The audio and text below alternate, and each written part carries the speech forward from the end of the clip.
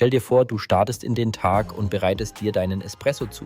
Hast du dich schon mal gefragt, ob so ein bodenloser Siebträger wirklich notwendig ist oder ob das nur ein teurer Trend ist? Viele Kaffeefans schwören auf den bodenlosen Siebträger, weil er angeblich für bessere Crema sorgt oder bestimmte Fehler im Brühvorgang sofort sichtbar macht. Doch ist das tatsächlich so oder ist das Ganze nur modischer Schnickschnack, der deinen Espresso nicht besser macht, sondern dir einfach nur ein cooles Gadget in die Küche stellt? Soll ich wirklich mein gewohntes Zubehör gegen etwas austauschen, das nach mehr Aufwand klingt? Ein bodenloser Siebträger, manchmal auch Naked Porter Filter genannt, hat keinen Boden.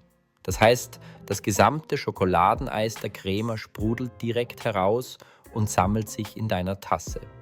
Ohne Boden siehst du, wie der Espresso aus dem Siebträger fließt. Du erkennst sofort, ob er gleichmäßig durchläuft oder seitlich wegläuft und kanaliert. Du gewinnst eine völlig neue Perspektive auf dein Brühverhalten.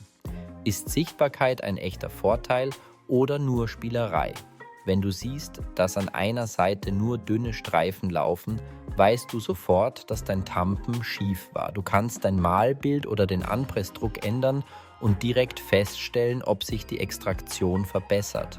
Für alle, die gerne an ihrer Technik feilen und verstehen wollen, was im Sieb passiert, kann das unschätzbar sein. Aber für einen schnellen Espresso am Morgen braucht man das wirklich. Außerdem heißt es, die Crema aus einem bodenlosen Siebträger sei dichter, voluminöser und aromatischer. Klingt verlockend, oder? Ob das an der offenen Form liegt oder an anderen Faktoren, ist schwer zu sagen. Die Crema-Spur auf deiner Tasse sieht jedenfalls spektakulär aus. Goldbraune Wellen, die sich schön verteilen. Doch ob die Geschmacksunterschiede so deutlich sind, dass du sie wirklich herausschmeckst, ist umstritten. Die meisten von uns sind keine professionellen Baristi mit ausgeprägtem Sensoriklabor im Mund. Es gibt aber auch Nachteile, die man nicht ignorieren sollte. Ein offener Siebträger spritzt. Kaffee, Wasser und Crema können in alle Richtungen fliegen. Gerade wenn du die Maschine noch nicht perfekt im Griff hast, kann es ziemlich unordentlich werden. Deine Arbeitsfläche und vielleicht auch du selbst sehen hinterher aus wie nach einem Espresso-Krieg. Nicht jeder hat Lust auf diese Putzsession nach jedem Brühvorgang. Ein weiterer Punkt ist die Temperatur. Bei einem normalen Siebträger bleibt das Wasser eine Sekunde länger im Metallbecher, der den Espresso ein bisschen wärmt. Beim bodenlosen Siebträger fehlt dieser kleine Puffer. Das bedeutet, dass dein Espresso etwas schneller abkühlt.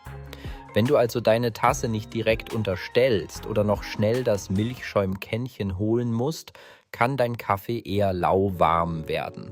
Dann kommt der Preis und die Investitionsfrage. Ein hochwertiger bodenloser Siebträger kostet oft 30 bis 100 Euro extra. Außerdem brauchst du eine Maschine oder eine Brühgruppe, die kompatibel ist.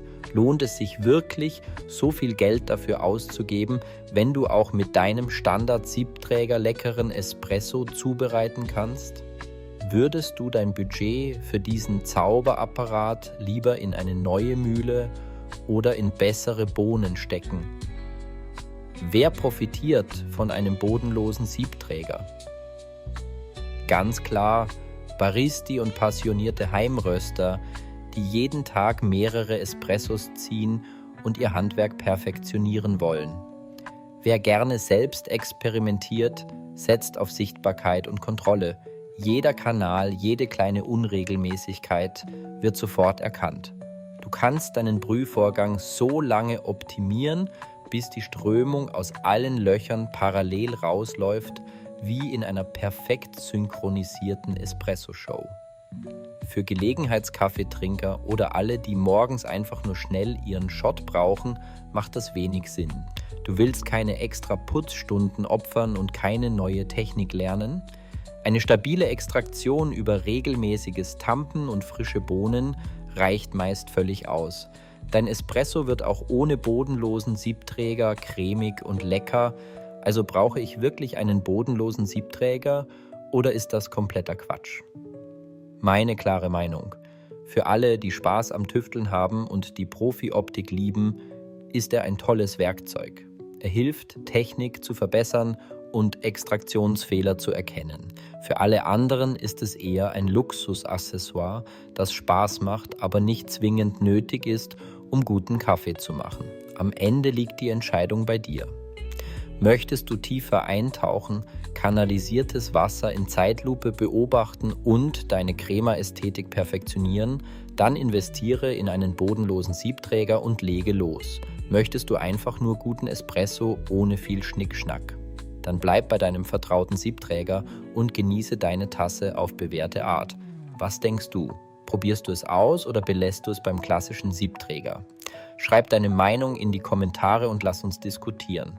Bis zum nächsten Mal und abonniere meinen Kanal, wenn du mehr über den perfekten Espresso erfahren willst.